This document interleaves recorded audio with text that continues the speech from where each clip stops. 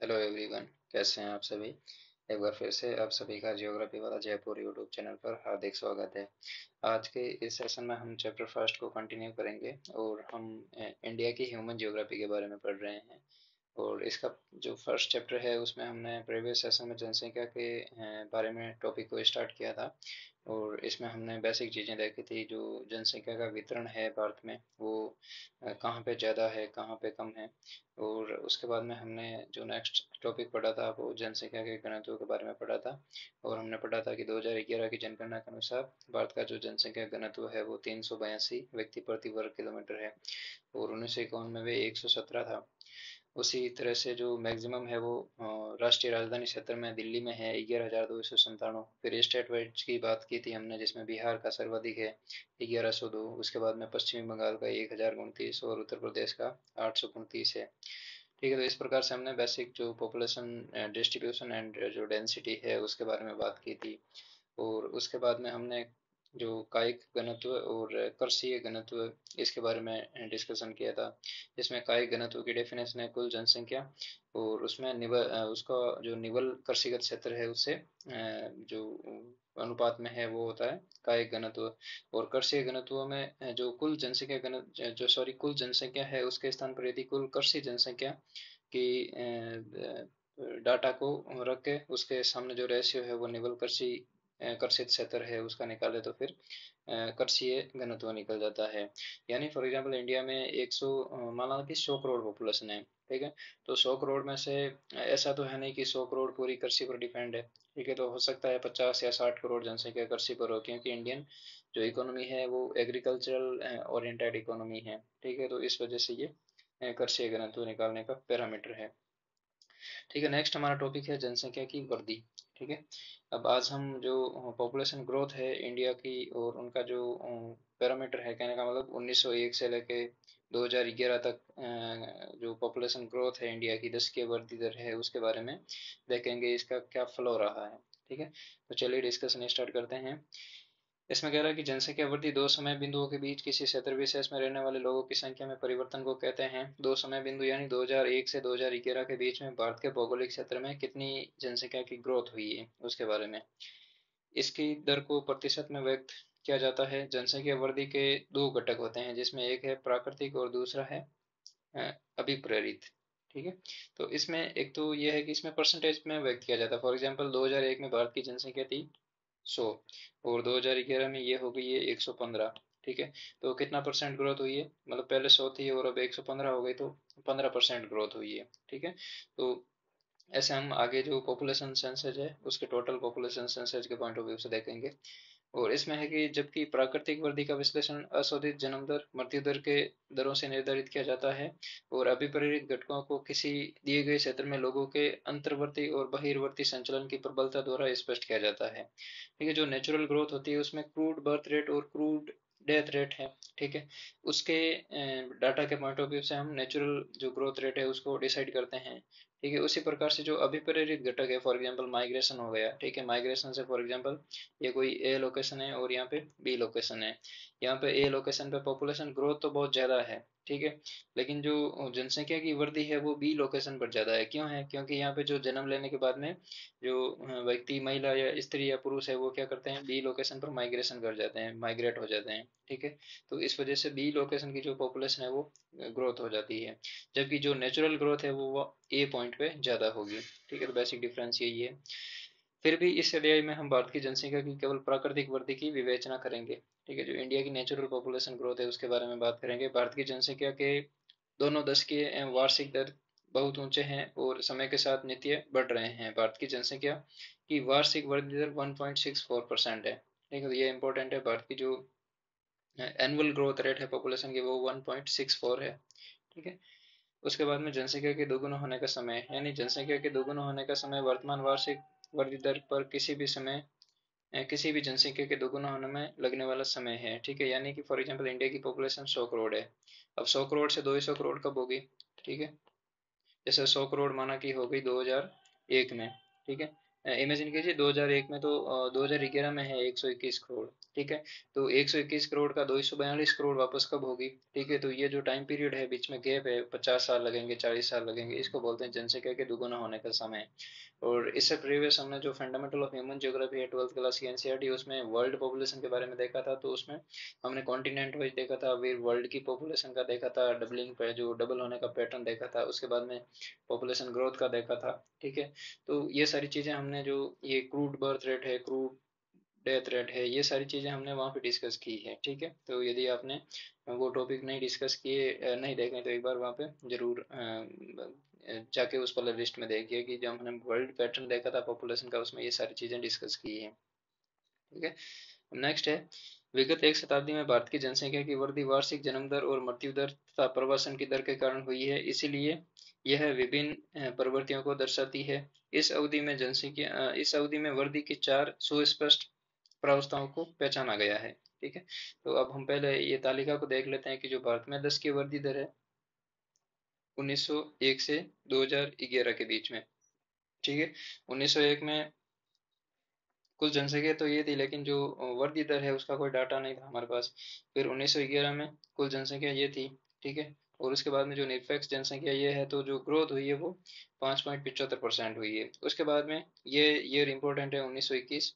ठीक है, इसमें हमारी जो पॉपुलेशन की ग्रोथ है वो 10 की वृद्धि दर नेगेटिव रही है। ठीक है, तो नेगेटिव रहने का क्या कारण है? ठीक है, तो उस समय क्या है कि फेमाइन वगैरह आए थे, जैसे अभी कोविड जैसी बीमारी है, तो उस समय वैसे बीमारी आई थी, भूखमरी हुई थी। ठीक है, जो अकाल पड़े थे, उस वजह से क्या है कि पॉपुलेशन नेगेटिव चली गई।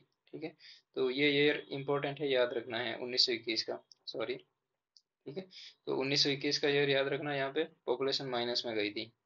नेक्स्ट है 1931 में 11%, 11.60%, 1941 में 14.22%, 1951 में 13.31%। ठीक है, अब यहाँ से पॉपुलेशन वापस 1951 से ग्रोथ कर रही है। 1951 में तो थी 13.31%, वहीं पे 1961 में ये पॉपुलेशन चली गई 21.51%।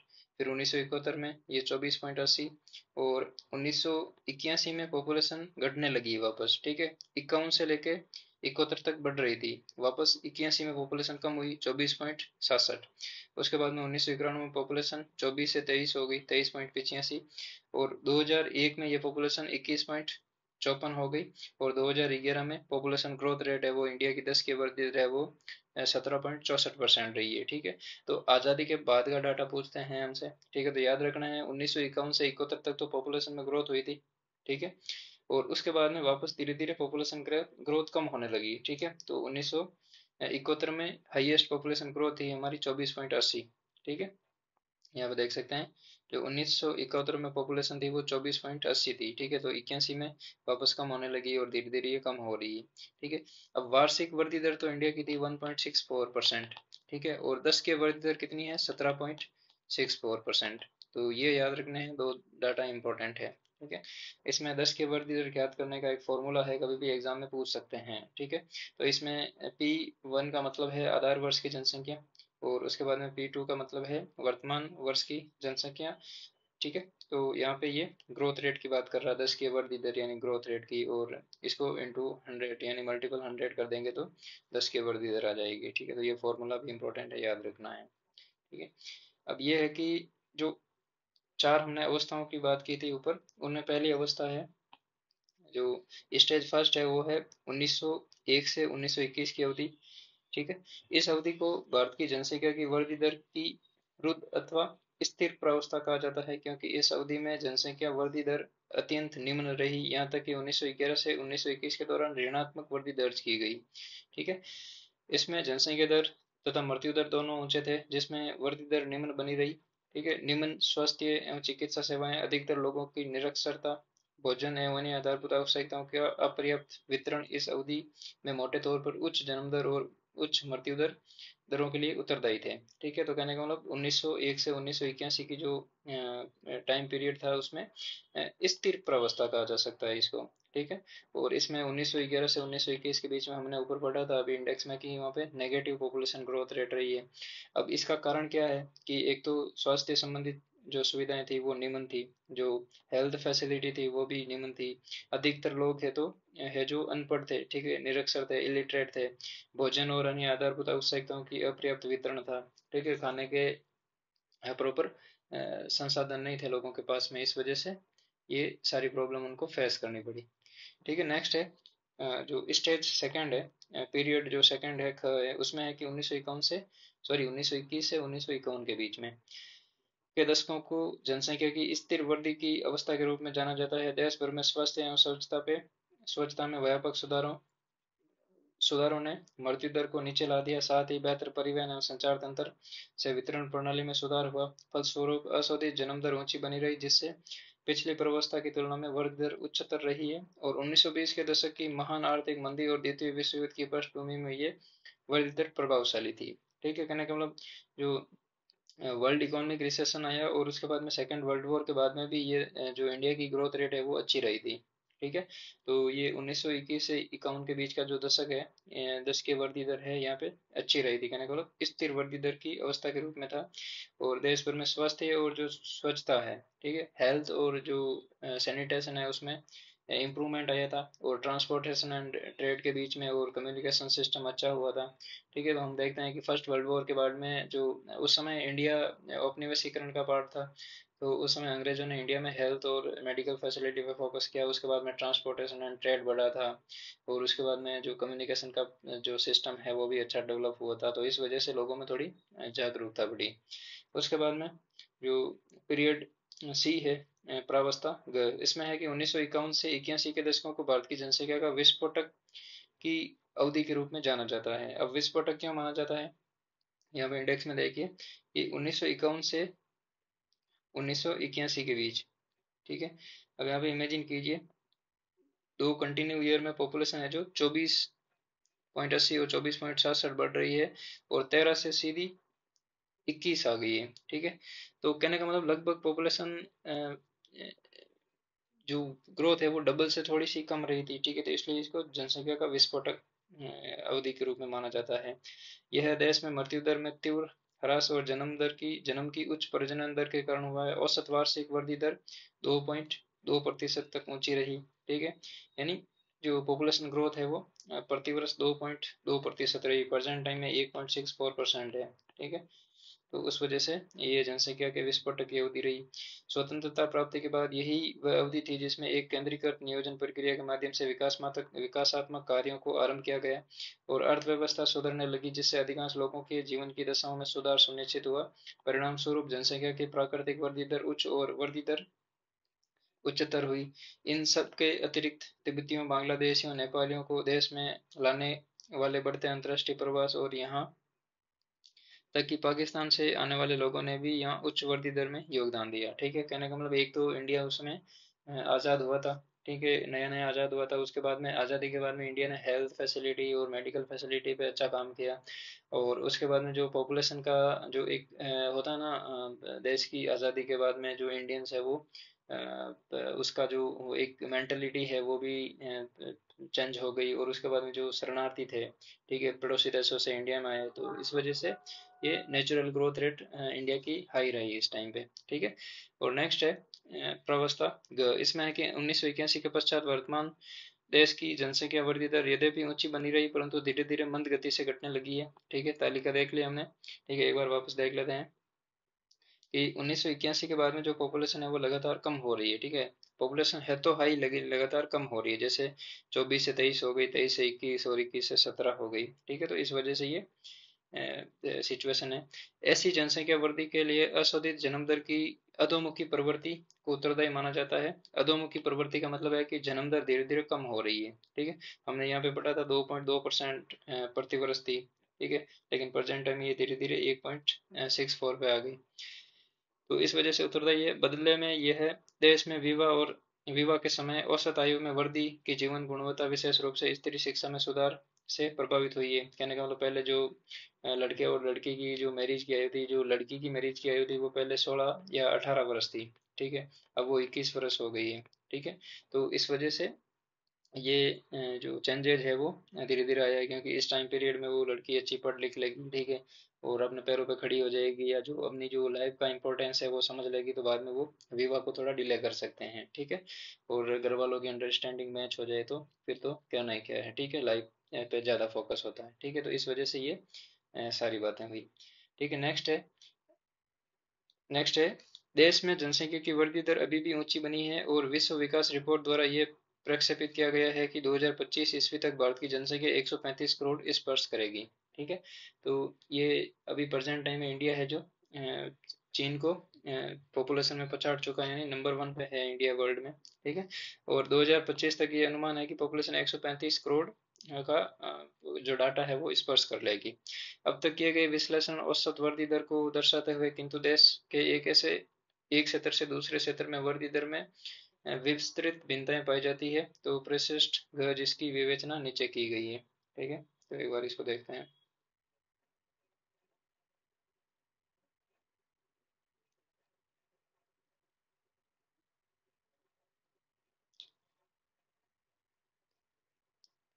ठीक है, मिल नहीं रहा है। ठीक है, एक बार इस मैप को देखते हैं। ये मैप है जनसंख्या वृद्धि दर, ठीक है, 2001 से 2011 के बीच में, ठीक है। तो अब जो परसेंटेज में वृद्धि है ये, ठीक है, जनसंख्या वृद्धि दर प्रतिशत में है, ठीक है। तो 10 से कम जो ग्रोथ रेट रही है 10 की वृद्धि दर में, वो सबसे पहले तो केरल में रही है, उसके बाद में गोवा में है, और गोवा के बाद में यहाँ पे नागालैंड है। इवन नागालैंड की तो जो माइनस में ग्रोथ रेट रही है, ठीक है, तो एकमात्र इंडिया का स्टेट है नागालैंड जिसमें पॉपुलेशन ग्रोथ रेट है 10 की वृद्धि दर है वो नेगेटिव रही है। उसके बाद में नेक्स्ट है जो 10 से 15 के बीच में। अब 10 से 15 के बीच में जो स्टेट है वो है आपके उत्तराखंड है, पंजाब है, गुजरात है, महाराष्ट्र, कर्नाटका, तमिलनाडु, ठीक है। तो ये स्टेट है। नहीं सॉरी, ये नहीं है। इसमें एक तो आंध्र प्रदेश आएगा, दूसरा उड़ीसा आएगा, और तीसरा वेस्ट बंगाल आएगा, चौथा चौथा आपका पंजाब और हिमाचल प्रदेश आ जाएगा, और इधर सिक्किम है, ये स्टेट आएंगे इसमें, ठीक है। और नेक्स्ट है 15 से 20 के बीच में, 15% से 20% के ग्रोथ के बीच में कौन कौन से स्टेट है। तो ये जो भी पहले बचाए बताए थे, तमिलनाडु है, कर्नाटका है, महाराष्ट्र, गुजरात, और उसके बाद में ये सेवन सिस्टर में आसाम है, ठीक है। और जो मणिपुर है, ठीक है, ये स्टेट आते हैं। जो त्रिपुरा है वो 10 से 15 के बीच में आएगा, ठीक है। नेक्स्ट है आपका 20 से 25 के बीच में। तो ये उत्तर भारत के स्टेट हैं सारे, जिसमें छत्तीसगढ़ है, मध्य प्रदेश, राजस्थान, जो उत्तर प्रदेश है, झारखंड है, जम्मू एंड कश्मीर है, ठीक है, और लद्दाख है। अब तो इसको यूनियन टेरिटरी बना दिया है। उसके बाद में यहाँ पे जो ये मिजोरम है, ठीक है, तो ये स्टेट आते हैं। उसके बाद में 25% से अधिक ग्रोथ रेट के स्टेट कौन कौन से हैं। पहला तो जो यूनियन टेरिटरी है पुडुचेरी वो है। उसके बाद में बिहार, मेघालय और अरुणाचल प्रदेश, ठीक है। तो सेवन सिस्टर में यदि एग्जाम में क्वेश्चन पूछ ले कि मैक्सिमम और मिनिमम ग्रोथ रेट वाले स्टेट कौन से हैं, तो अरुणाचल प्रदेश में तो भी 25% से अधिक की ग्रोथ रेट रही थी, वहीं पर नागालैंड में नेगेटिव ग्रोथ रेट रही थी, ठीक है, लेकिन दोनों का बॉर्डर टच हो रहा है, ठीक है। तो ये इंपॉर्टेंट इसी प्रकार से जो अप्लाइड क्वेश्चन है वो बन जाते हैं कभी कभी, ठीक है।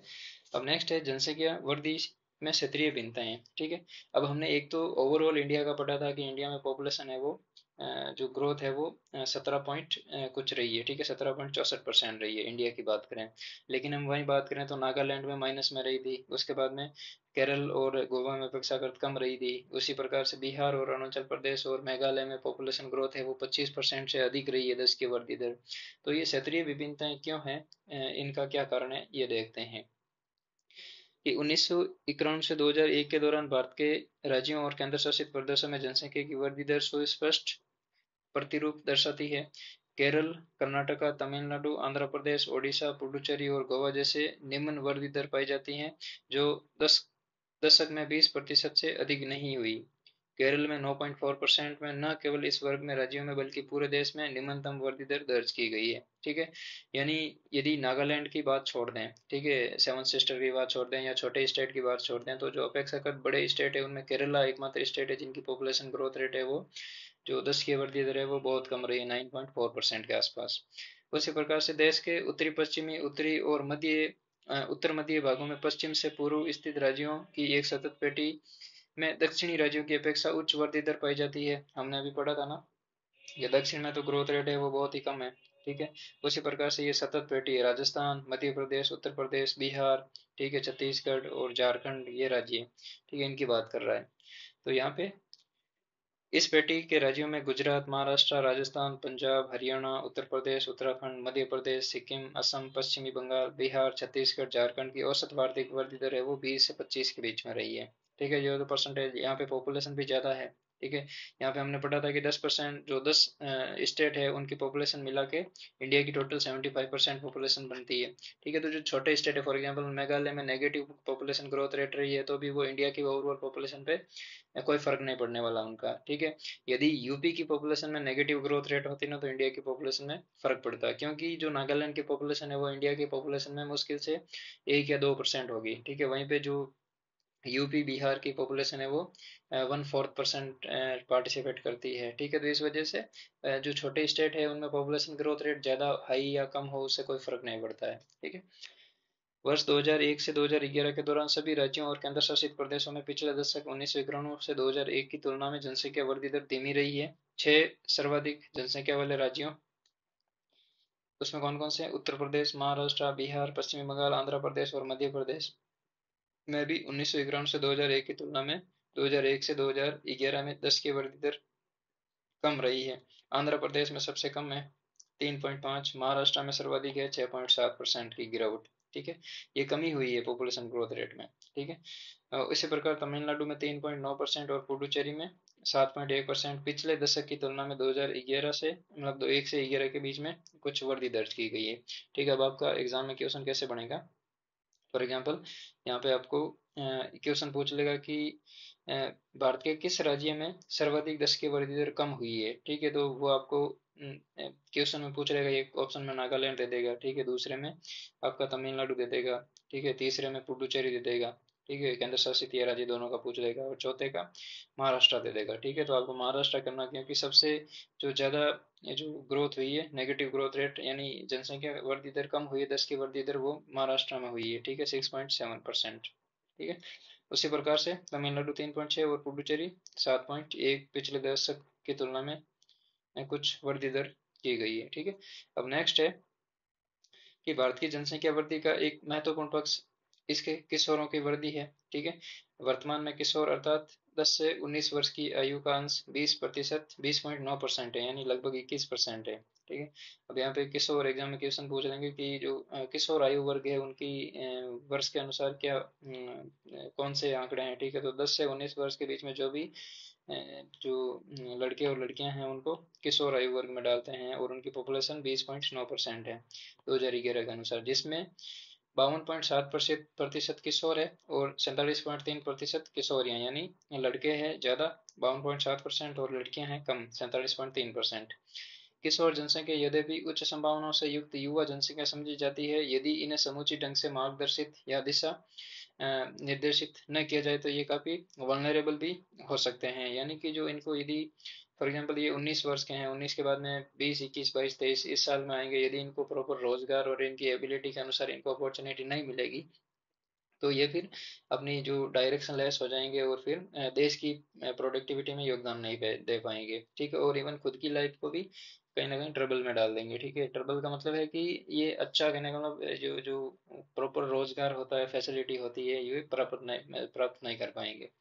नेक्स्ट है, जहाँ तक इन किशोरों का संबंध है, समाज के समक्ष अनेक चुनौतियां हैं, कुछ जिसमें से कुछ विवाह की निम्न आयु, निरक्षरता, विशेषतः स्त्री निरक्षरता, विद्यालय वितर छात्र, स्कूल ड्रॉप आउट का मतलब है कि 5वीं 6वीं तक पढ़ते हैं और फिर पढ़ना बंद कर देते हैं। क्यों कर देते हैं? रोजगार के पॉइंट ऑफ व्यू से कर देते हैं, उसके बाद में जो सोशल स्ट्रक्चर है उसके पॉइंट ऑफ व्यू से कर देते हैं। पोषकों की निम्न ग्राह्यता, किशोरी माताओं में उच्च मातृ मृत्यु दर, जो HIV एड्स के संक्रमण की उच्च दरें, शारीरिक और मानसिक अपंगता अथवा मंदता, औषध दुरुपयोग यानी जो ड्रग्स वगैरह लेते हैं, और मदिरा सेवन, किशोर अपचार और अपराध करना इत्यादि, ये सारे, कहने का मतलब यदि प्रॉपर इनको मार्गदर्शित नहीं किया जाए तो ये प्रॉब्लम आ सकती है। ठीक है, नेक्स्ट है नेक्स्ट है इन तथ्यों को दृष्टिगत रखते हुए भारत सरकार ने किशोर वर्गों को उपयुक्त शिक्षा प्रदान करने के लिए कुछ निश्चित नीतियां बनाई है। ठीक है, ताकि इनके गुणों को बेहतर मार्गदर्शन और उपयुक्त उपयोग किया जा सके। ठीक है, राष्ट्रीय युवा नीति एक ऐसा उदाहरण है जिसमें हमारी विशाल युवा और किशोर जनसंख्या के समग्र विकास की देखरेख हेतु अभिकल्पित किया गया है। ठीक है, अब जो नेशनल यूथ पॉलिसी है, राष्ट्रीय युवा नीति है, वो 2014 में आई थी, फरवरी 2014 में। ठीक है, सिर्फ 2014 याद नहीं रखना, फरवरी 2014 भी इम्पोर्टेंट है। ठीक है, या तो एग्जाम में ऐसे क्वेश्चन पूछेंगे 14, 15, 16, 17। ठीक है, या फिर ऐसे पूछ लेंगे फरवरी 2014, मार्च 2014, अप्रैल, जून 2014। ठीक है, तो राष्ट्रीय युवा नीति है जो फरवरी 2014 में आई थी, इंपॉर्टेंट है। आरंभ की गई, जो भारत के युवाओं के लिए एक समग्र दूरदर्शी प्रस्ताव रखती है। देश के युवाओं को अपनी पूरी क्षमता उपयोग करने के लिए सक्षम बनाना और उनके द्वारा भारत को राष्ट्र के समूह में अपना उचित स्थान प्राप्त करने में सक्षम बनाता है। राष्ट्रीय युवा नीति 2014 15 से 29 वर्ष के आयु वर्ग के समूह को युवा के रूप में परिभाषित करती है। अब हमने किशोरों की आयु पढ़ी थी, वो थी 10 से 19 के बीच में। जो नेशनल यूथ पॉलिसी आई है फरवरी 2014 में, उसमें जो युवा है, एक यूथ है, ठीक है, उसकी जो एज है वो रखी है 15 से 29 वर्ष। ठीक है, क्योंकि इसी आयु वर्ग में जो युवा वर्ग होता है वो अपनी जो करियर को चूज करता है, फिर उस पर वर्क करता है और फाइनली अपने करियर में प्रवेश करता है। ठीक है, भारत सरकार ने 2015 में कौशल विकास तथा उद्यमिता के लिए नीति बनाई। ठीक है, ये भी लाइन इंपॉर्टेंट है। ठीक है, स्किल डेवलपमेंट के लिए, जिसका उद्देश्य देश भर में हो रही कौशल से संबंधित गतिविधियों के लिए एक रूपरेखा प्रदान करना और साथ ही साथ इन सभी गतिविधियों को एक मानक के साथ बांधना तथा विभिन्न कौशल इनके भाग इनके भाग केंद्रों के साथ जोड़ना, यानी जो स्किल डेवलपमेंट पे वर्क किया जा रहा है। ठीक है, तो इस वजह से ये भी इम्पोर्टेंट है कि कौशल विकास तथा उद्यमिता के लिए नीति कब बनाई गई थी, तो ये 2015 में बनाई थी। ठीक है, ऊपर की गई विवेचना से ऐसा प्रतीत होता है कि देश में दिक् और काल के संदर्भ में जनसंख्या की वृद्धि दर में व्यापक भिन्नता पाई जाती है, जो जनसंख्या की वृद्धि से संबंधित अनेक सामाजिक समस्याओं को उजागर करती है। फिर भी जनसंख्या के वृद्धि प्रतिरूपों को की बेहतर अंतर्दृष्टि प्राप्त करने के लिए यह आवश्यक है कि जनसंख्या के सामाजिक संगठन की पड़ताल की जाए। ठीक है, तो ये है बेसिकली पॉपुलेशन के डायरेक्शन के बारे में। ठीक है, उसके बाद में जनसंख्या संगठन के बारे में। ठीक है, जो कॉम्पोजिशन ऑफ पॉपुलेशन है उसके बारे में देखते हैं। जनसंख्या संगठन जनसंख्या भूगोल के अंतर्गत अध्ययन का एक सुस्पष्ट क्षेत्र है, जिसमें आयु, लिंग का विश्लेषण, निवास स्थान, मानव जातीय लक्षण, जातीय, भाषाई, धर्म, वैवाहिक स्थिति, साक्षरता, शिक्षा, व्यावसायिक विशेषता आदि का अध्ययन किया जाता है। ठीक है, जो हमने पॉपुलेशन संगठन की बात की थी, शुरुआत में चैप्टर स्टार्ट किया था उस समय। ठीक है, संगठन की बात कर रहे थे यहाँ पे। ठीक है, तो इस पॉपुलेशन संगठन का मतलब यही है, इसमें हम जो पॉपुलेशन की जो वर्क करने की डाइवर्सिटी है उस पर अच्छी, फॉर एग्जांपल इसमें जो एज एंड जो सेक्स का विश्लेषण होता है, उसके बाद में निवास स्थान के आधार पर जनसंख्या की सिचुएशन को देखा जाता है, मानव जातीय लक्षण देखते हैं, जनजातीय जो शेड्यूल ट्राइब है, उसके बाद में लैंग्वेज है, रिलीजियस है, और मैरिटल स्टेटस है, लिटरेसी है, एजुकेशन है, और जो व्यावसायिक विशेषताएं हैं, ठीक है, जो कमर्शियल कैरेक्टरिस्टिक है, इनका अध्ययन किया जाता है। इस खंड में ग्रामीण नगरीय विशेषताओं, भाषा, धर्म, व्यवसाय के प्रतिरूपों के संदर्भ में भारतीय जनसंख्या के संगठन की विवेचना की जाएगी। ठीक है, तो इसमें है कि पहला है ग्रामीण नगरीय संगठन। ठीक है, जो रूरल अर्बन कॉम्पोजिशन है उसकी बात कर रहे हैं कि अपने अपने निवास के स्थान के अनुसार जनसंख्या का संगठन सामाजिक और आर्थिक विशेषताओं का एक महत्वपूर्ण सूचक है। जब देश की जनसंख्या कुल जनसंख्या का 68.8% भाग गाँव में रहता है, तब ये भी सार्थक हो जाता है। ठीक है, 2011 की जनगणना के अनुसार जो रूरल पॉपुलेशन है इंडिया की, वो है 68.8% आउट ऑफ 100। ठीक है, तो ये गाँव में रहती है 2011 की जनगणना के अनुसार। इंपॉर्टेंट है, सीधा सीधा डाटा, कभी भी एग्जाम में क्वेश्चन पूछ सकते हैं, फैक्चुअल। ठीक है, आगे है कि क्या आप जानते हैं कि सन 2011 की जनगणना के अनुसार भारत में 6,40,863 गाँव थे। इनमें से, ये इंपॉर्टेंट नहीं है, एग्जाम में नहीं पूछेंगे। ठीक है, गांव बसे हुए हैं। ठीक है, 93.2% गांव बसे हुए हैं।